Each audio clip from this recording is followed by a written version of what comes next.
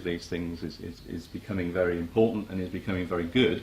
But actually, you know, the tungsten filament lamp generates a spectrum which looks a whole lot like the sun. It's quite nice. CFLs generate spectrums that look absolutely terrible. You know, and we're probably sitting under them here, and they're awful light sources, and they don't render the colour of objects properly, and I don't like CFLs. Fluorescent tubes do a really good job, and actually they're really quite efficient. Of course, what you have to do with a fluorescent tube is bash a load of metal around it, and the whole thing becomes very bulky and very heavy. And in fact, most of the money in that sort of area is made by the people who make the fittings rather than the people who make the tubes. I had to put the thing down at the bottom there. That's AC electroluminescence. That's Richard's old company, actually.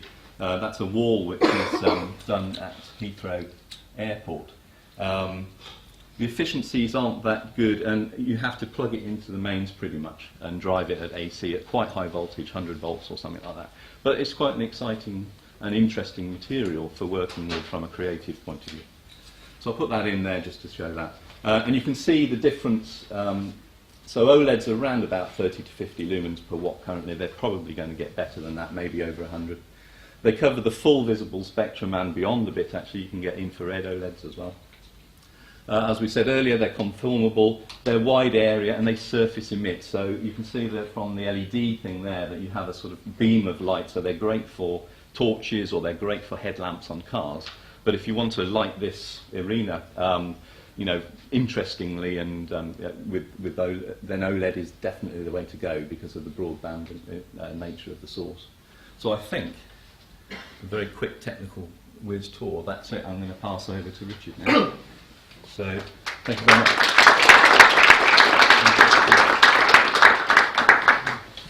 Thanks, Rick. So as Rick mentioned, when he was doing proper science, I was swanning around Paris and other places painting.